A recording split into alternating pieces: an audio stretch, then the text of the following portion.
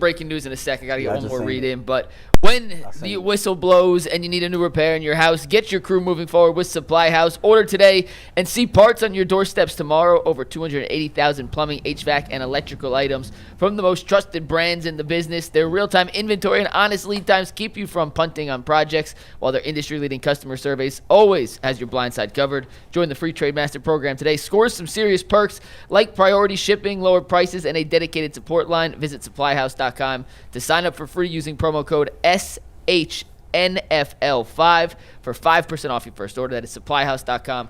Real people, real service.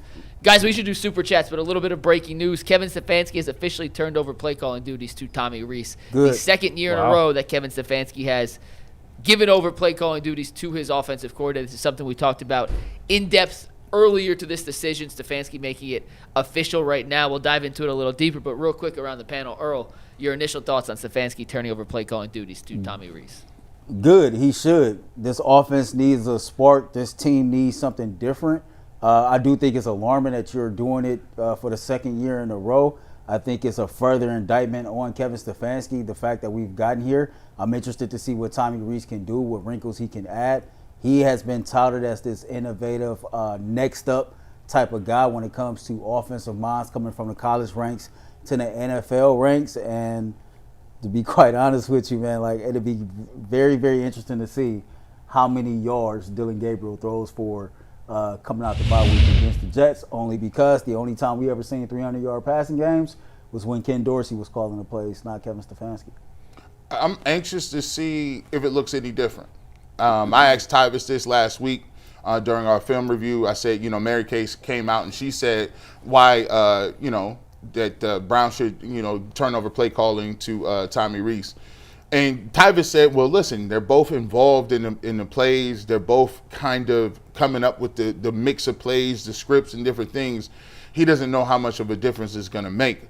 For me, I've been advocating it for a few weeks now. I think Tommy Rees is more in the mindset of understanding what college players are seeing and what college players have done, and putting those individuals in a position to run some of the things that they're more comfortable with.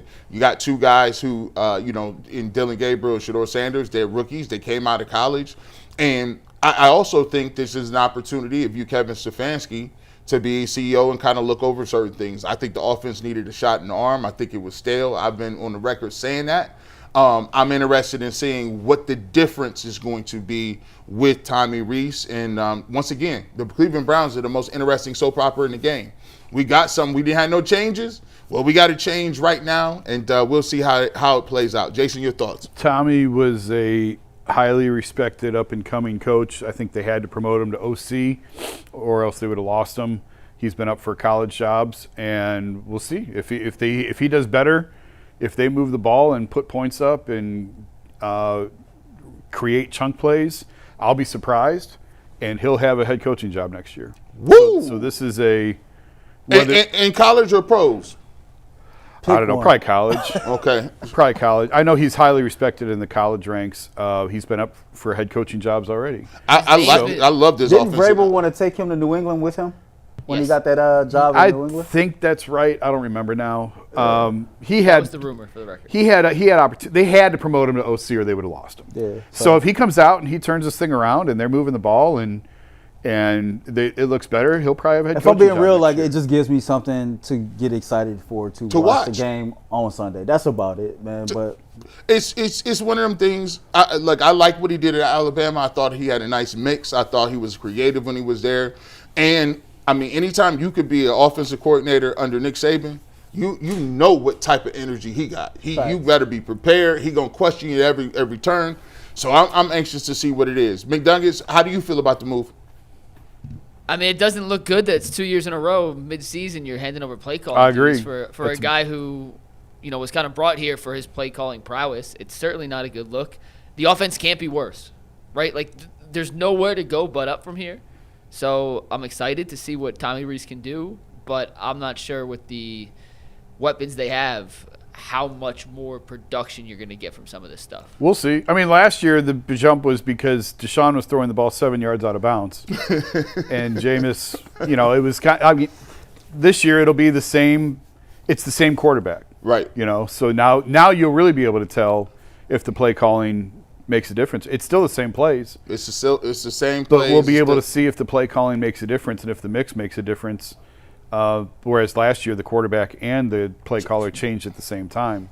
Now, so we'll see. Now, do we know, has he spoken on this, do we know if this, obviously he's not going to come out and say, the owner or the GM says switch play. Obviously he's going to take ownership and say, I did it. Yeah. I just saw the tweets from all the national guys who said, like Rappaport, for the second consecutive season, # Browns head coach Kevin Stefanski hands off play calling duties, this time to offensive coordinator Tommy Rees. Mary Kay tweeted the same thing earlier. So I didn't hear the context. I'll listen to it after the show. We'll dive into this way more in depth tomorrow as we kind of get some more details and digest it. But last year it felt like there were little fires all over the roster. Mm-hmm. And he turned over play calling because he needed to go be a head coach. This year, it's the offense. Yeah. Like, it is the offense. The defense is fine. Special teams has had lapses here and there. But it is the offense that's holding this team back. So we'll see. Yeah, I agree. Some of the stuff that they had last year, I mean, they was getting penalized at a league record rate.